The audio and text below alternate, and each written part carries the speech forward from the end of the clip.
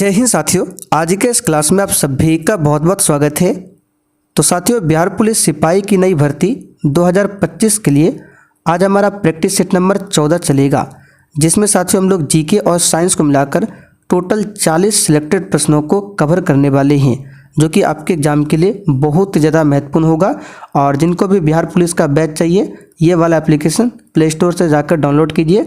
उसके बाद जैसे ही डाउनलोड करके इंस्टॉल करेंगे, इसके अंदर ही हमारा व्हाट्सअप नंबर मिल जाएगा। तो व्हाट्सअप नंबर पर आप लोग मैसेज कीजिए और वहाँ पर आपको टाइप करना है कि बैच के बारे में जानकारी चाहिए। आपको डिटेल्स में सब जानकारी मिल जाएगा।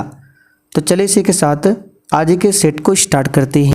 तो साथियों, आज का पहला क्वेश्चन देखिए, निम्नलिखित में से किस उद्देश्य से शेर का वन में होना जरूरी है।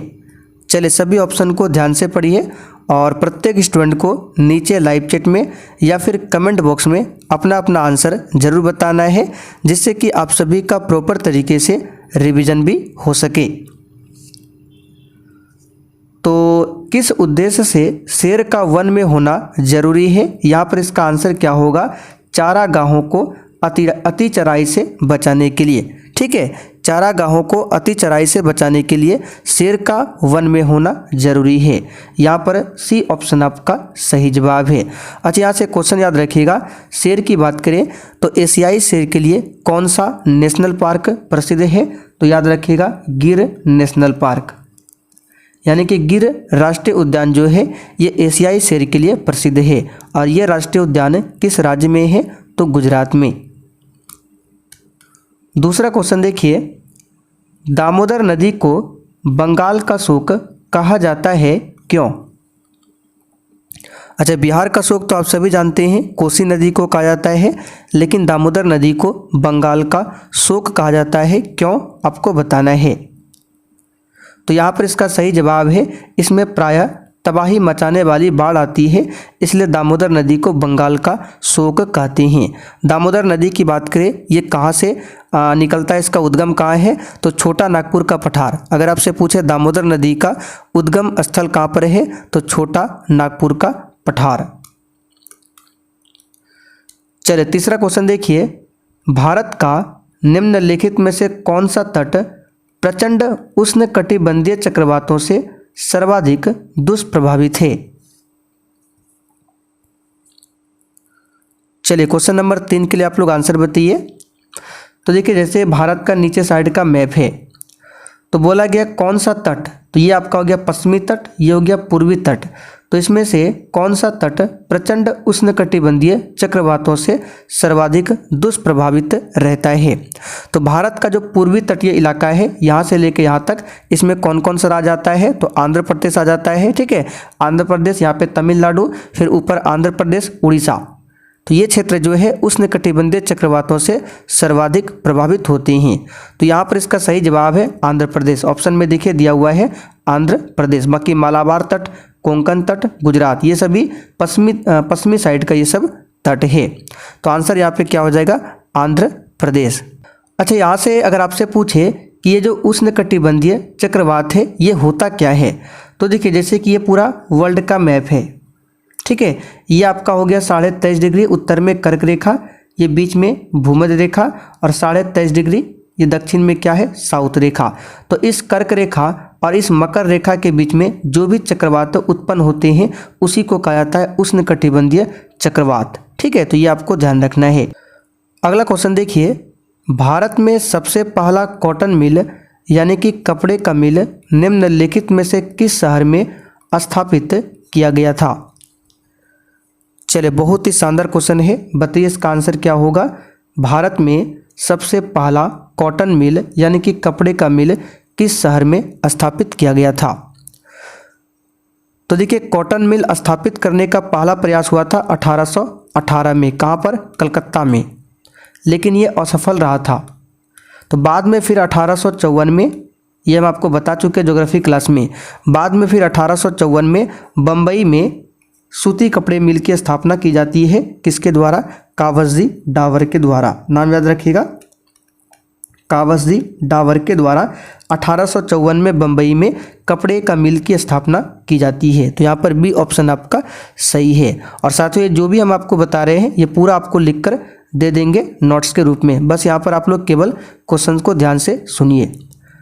अगला क्वेश्चन, लिंग अनुपात का अभिप्राय निम्नलिखित में से किस संदर्भ में महिला संख्या से होता है।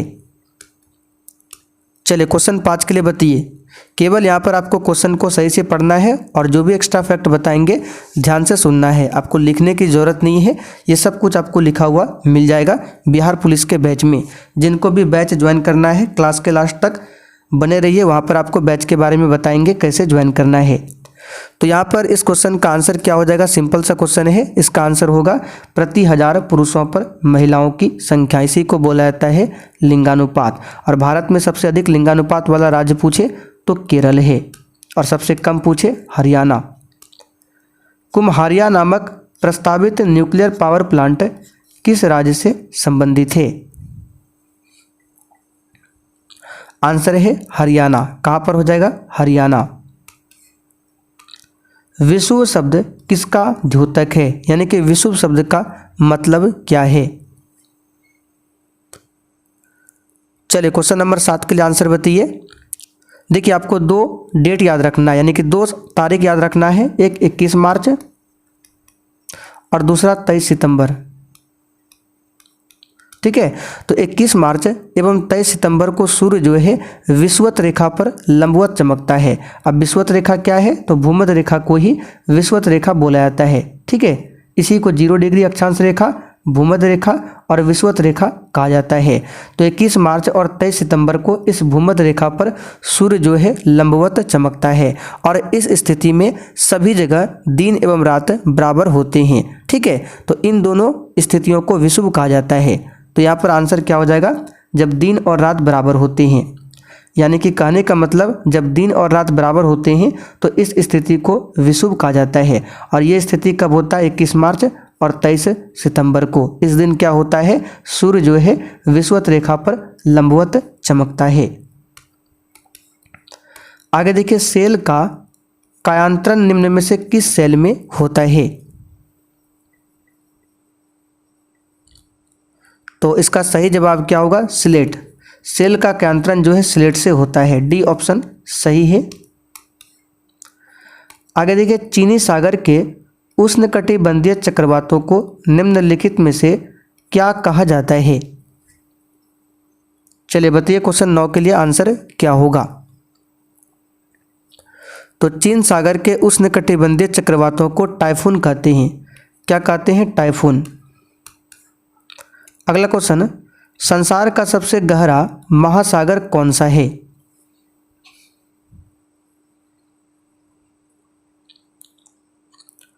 तो साथियों क्वेश्चन 10 के लिए आंसर क्या हो जाएगा, प्रशांत महासागर। ये विश्व का सबसे गहरा महासागर है और इसी में विश्व की सबसे गहरी खाई है मेरियाना गर्त। पूछा जाता है मेरियाना गर्त किस महासागर में है, तो प्रशांत महासागर में। अच्छा, किस महासागर का आकार अंग्रेजी के एस अक्षर के समान है, तो अटलांटिक महासागर। ठीक है, अटलांटिक महासागर का आकार अंग्रेजी के एस अक्षर के समान है। आगे देखिए, लंबे घास वाली प्रेरी वनस्पति के नीचे पैदा होने वाली मृदा को क्या कहती हैं। तो इसको कहते हैं चरनोजम मिट्टी या फिर चरनोजम मृदा। ठीक है, चरनोजम मृदा जो है सर्वाधिक उपजाऊ होता है और ये मिट्टी जो है भुरभुरी होती है। तो यहाँ पर सी ऑप्शन आपका राइट आंसर है। इस मिट्टी की बात करें तो इसका रंग कैसा होता है, तो चरनोजम मिट्टी का रंग होता है काला। ठीक है, और इसमें ह्यूमस की मात्रा अधिकतम होती है, ध्यान रखिएगा। चलिए आगे देखिए, निम्नलिखित में से वह नदी कौन सी है जिसका उद्गम भारतीय क्षेत्र में नहीं है। फिर से साथियों रिपीट कर देते हैं, हम आपको जो भी बता रहे हैं ये सब कुछ आपको लिखकर नोट्स के रूप में दे देंगे, प्लस क्लास का जो भी पीडीएफ होगा आंसर के साथ वो भी आपको मिल जाएगा। बिहार पुलिस का पिछले 12-13 साल का क्वेश्चन बैंक भी आपको मिलेगा, स्पेशल बिहार जीके का भी नोट्स आपको दिया जा रहा है। तो महानदी का तो उद्गम भारत में है, सिंपल सा क्वेश्चन है। रावी नदी का भी है, चिनाब का भी है। जबकि ब्रह्मपुत्र नदी की बात करें तो इसका उद्गम भारत के बाहर चीन तिब्बत में है। चीन तिब्बत में कहाँ है? तो चीन तिब्बत में एक झील है, मान सरोवर झील। ज्योग्राफी क्लास में कई बार बता चुके हैं। तो मान सरोवर झील से लगभग 80 किलोमीटर की दूरी पर एक ग्लेशियर है, चेमा युंगडुंग ग्लेशियर। ठीक है, तो मानसरोवर झील से लगभग 80 किलोमीटर की दूरी पर है चेमा युंगडुंग ग्लेशियर। वहीं से निकलती है ब्रह्मपुत्र नदी और ये भारत की सबसे चौड़ी नदी है। ये नदी कहाँ जाकर गिरती है? तो बंगाल की खाड़ी में जाकर गिरती है। ठीक है, ब्रह्मपुत्र नदी को तिब्बत में क्या बोलते हैं? सांगपो। ब्रह्मपुत्र नदी को तिब्बत में सांगपो बोलते हैं। और असम में क्या बोलते हैं? आप लोग कमेंट करके बताइए। ठीक है, ब्रह्मपुत्र को असम में क्या कहते हैं? किस अवधि में पूरा भारतवर्ष दक्षिण पश्चिम मानसून के प्रभाव में आ जाता है? तो यहाँ पर पूरा भारतवर्ष बोला गया है। ऐसे तो भारत में मानसून जो एंटर करता है वो 1 जून से 5 जून के बीच में एंटर करता है। ठीक है, भारत में मानसून केरल के तट पर, जैसे भारत का मैप है तो केरल के तटीय इलाकों में ये प्रवेश करती है मानसून 1 जून से 5 जून के बीच में। ठीक है, उसके बाद फिर 13 जून तक ये मुंबई तथा कोलकाता पहुंच जाती है।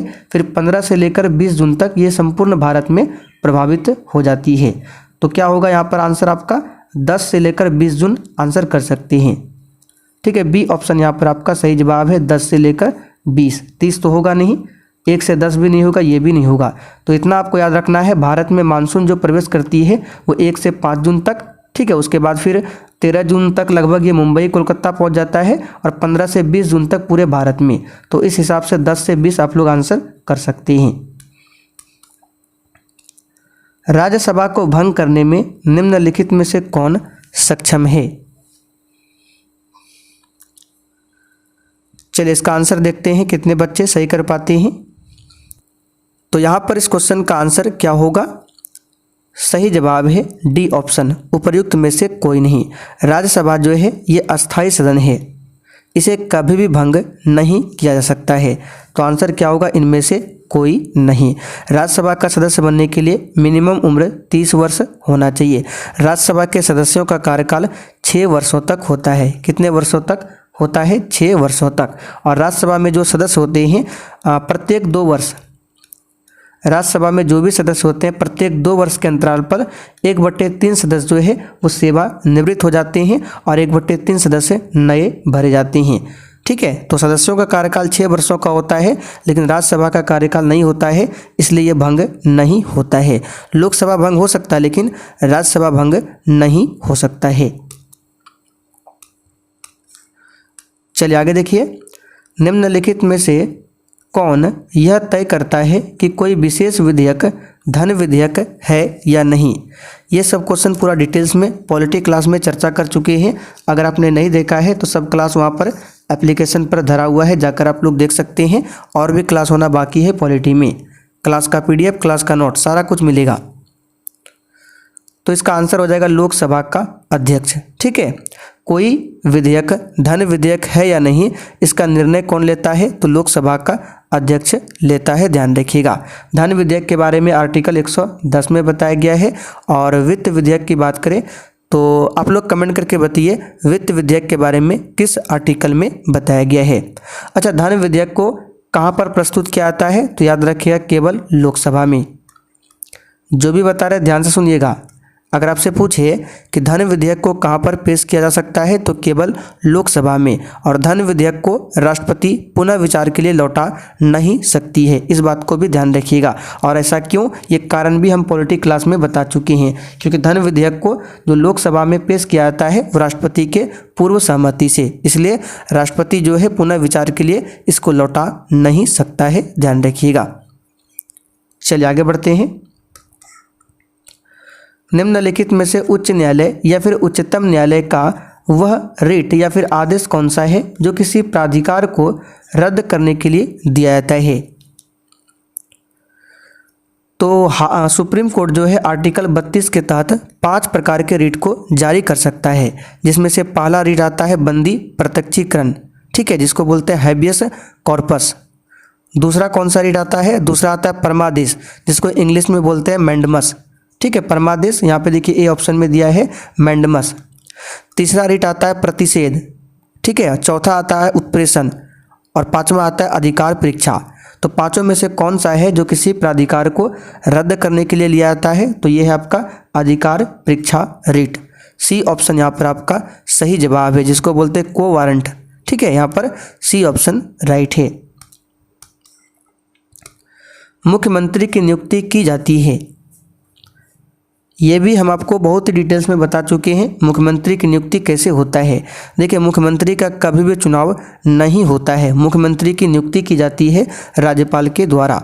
उसी प्रकार प्रधानमंत्री की भी नियुक्ति नहीं, प्रधानमंत्री का भी चुनाव नहीं होता है, प्रधानमंत्री की नियुक्ति होती है। चुनाव किसका होता है? लोकसभा सदस्य का, ठीक है। उसी प्रकार राज्य में चुनाव किसका होता है? तो विधानसभा का चुनाव होता है, ना कि मुख्यमंत्री का। और विधानसभा में जो सबसे बहुमत दल का नेता चुनकर आता है उसी को राज्यपाल मुख्यमंत्री के लिए नियुक्त करता है।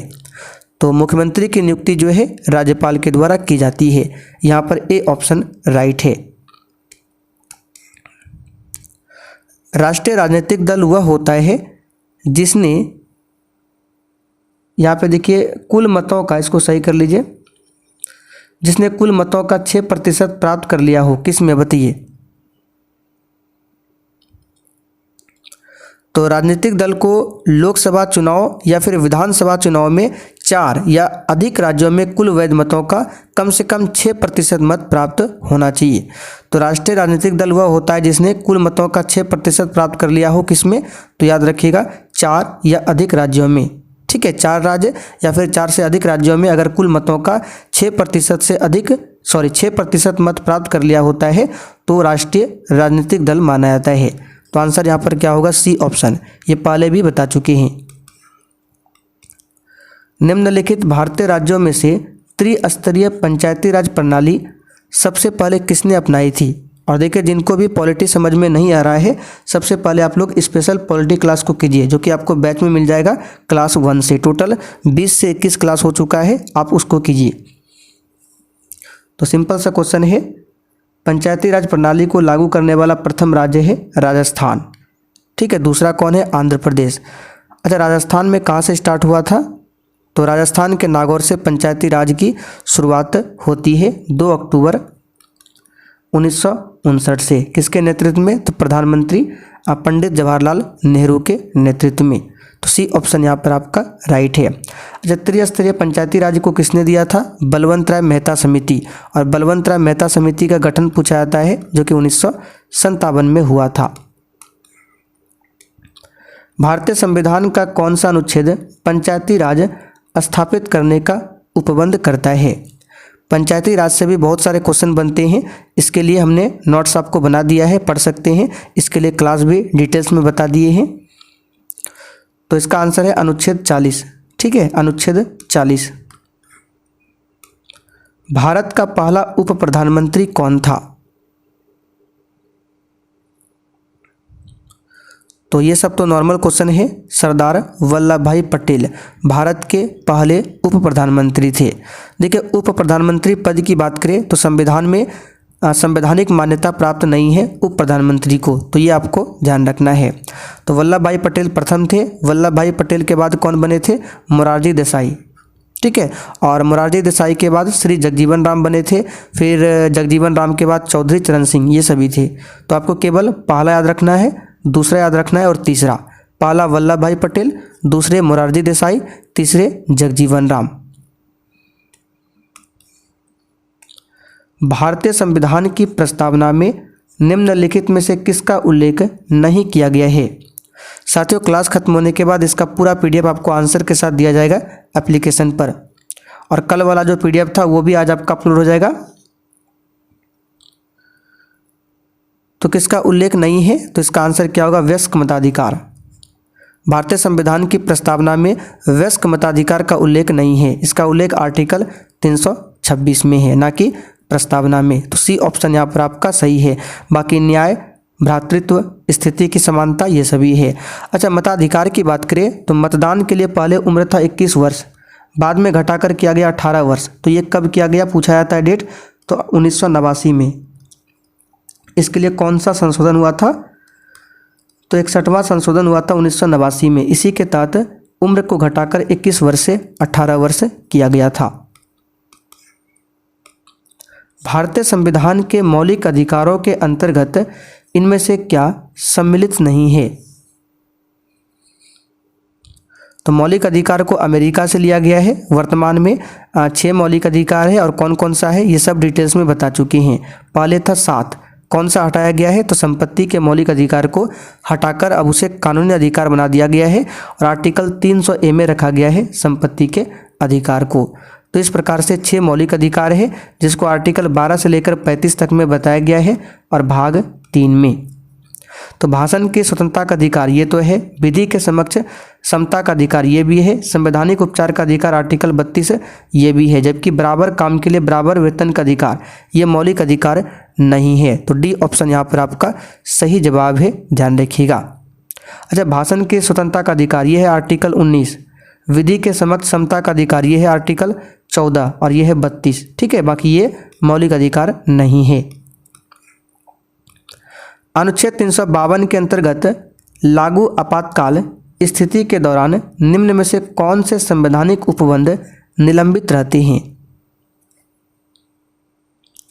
तो जैसे ही राष्ट्रीय आपातकाल 352 लगता है वैसे ही मौलिक अधिकार ऑटोमेटिक समाप्त हो जाता है, लेकिन 2 मौलिक अधिकार छोड़कर।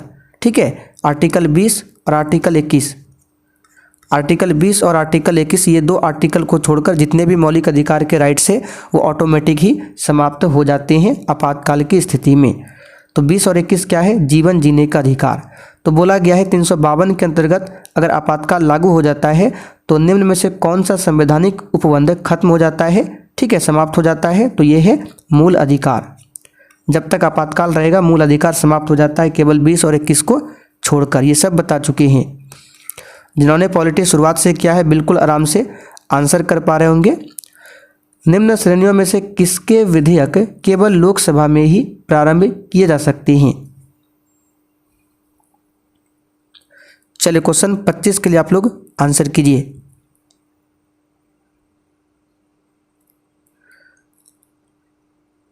तो वित्त विधेयक केवल लोकसभा में ही प्रारंभ किया जा सकता है। ठीक है, वित्त विधेयक जो है राष्ट्रपति की पूर्व अनुमति के बिना सदन में पेश नहीं किया जा सकता है। तो यहाँ पर सी ऑप्शन आपका राइट है। आगे देखिए, भारत की जनगणना 2011 के अनुसार किस राज्य या फिर केंद्र शासित प्रदेश में लिंगानुपात सबसे कम है? चलिए बताइए इस क्वेश्चन का आंसर क्या होगा। तो 2011 की जनगणना के अनुसार केरल में लिंगानुपात सबसे अधिक है। तो यहाँ पर सबसे कम पूछा गया है और सबसे कम कहाँ पर हो जाएगा? तो हरियाणा होगा राज्य में, लेकिन केंद्र शासित प्रदेश में दमन और दीव। तो सी ऑप्शन यहाँ पर आपका राइट है। राज्य में पूछे हरियाणा, उससे भी कम कहाँ पर है? दमन और दीव में है, ध्यान रखिएगा। अच्छा, जनगणना 2011 के अनुसार पूरे भारत का लिंगानुपात पूछे कितना है? तो 943, ये पूरे भारत का है। निम्नलिखित में से कौन सी झील मणिपुर में स्थित है? तो ये क्लास हो चुका है लोकटक झील और इसी में है किबुल लामजाओ नेशनल पार्क, जो कि विश्व का एकमात्र तैरता हुआ नेशनल पार्क है। तो बी ऑप्शन यहाँ पर सही है। चलिए आगे देखिए, गोदावरी नदी महाराष्ट्र के डैश जिले में पश्चिमी घाट की ढलानों से निकलती है। देखिए, गोदावरी नदी जो है भारत की दूसरी सबसे लंबी नदी है, जबकि सबसे लंबी नदी पूछे तो गंगा है। गोदावरी की लंबाई 1465 किलोमीटर है, ये तो आप सभी जानते हैं, और ये महाराष्ट्र में नासिक के पास त्र्यंबकेश्वर से निकलती है। कहाँ? नासिक। तो महाराष्ट्र के नासिक जिला से। डी ऑप्शन यहाँ पर सही है। कावेरी नदी पूछे तो कर्नाटक के ब्रह्मगिरी की पहाड़ी से निकलती है। श्रीनगर डैश नदी के तट पर स्थित है। और देखिए, जितनी भी नदियां हैं जो कि एग्जाम में पूछा जाता है उसके उद्गम स्थल कहाँ पर है, कहाँ पर गिरती है, इसके लिए भी ठीक है एक नोट्स तैयार करेंगे, वो आपको मिल जाएगा। तो श्रीनगर डैश नदी के तट पर है, तो ये तो आपका आंसर हो जाएगा झेलम नदी के तट पर है श्रीनगर। और झेलम नदी की बात करें तो झेलम नदी कहाँ से निकलती है क्वेश्चन पूछा जाता है। तो झेलम नदी जो है इसका उद्गम वेरीनाग झील से हुआ है। कहाँ से? वेरीनाग एक झील है, यहीं से झेलम नदी निकलती है। मैक्सिको की खाड़ी किसके द्वारा अटलांटिक महासागर से जुड़ी है? तो इसका आंसर हो जाएगा फ्लोरिडा जल संधि। हवाई ज्वालामुखी निम्नलिखित में से किसका उदाहरण है? आंसर है ढाल ज्वालामुखी का। निम्नलिखित में से कौन सी प्रणाली भारत में ब्रिटिश शासन के दौरान भूमि राजस्व प्रणाली से संबंधित नहीं थी?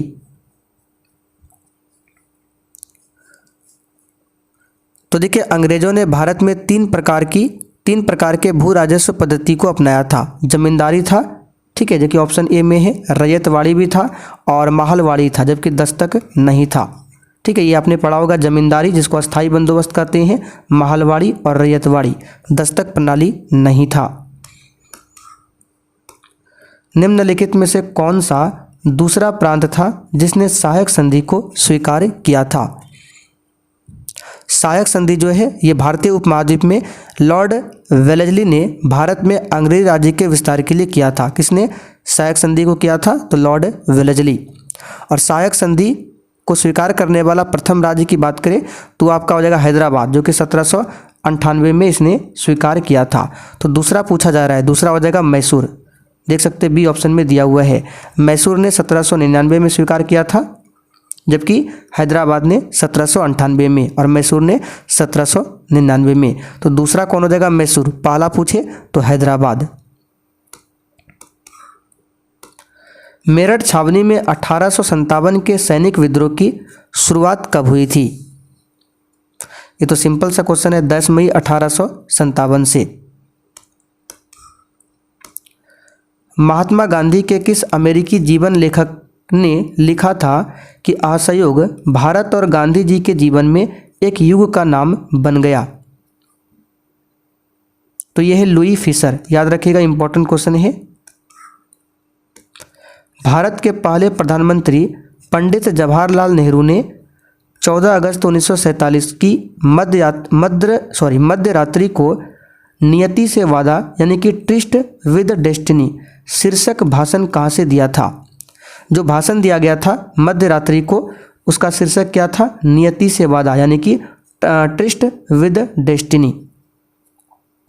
तो ट्रस्ट विद डेस्टिनी नामक शीर्षक जो भाषण है ये दिया गया था संसद भवन यानी कि संविधान सभा।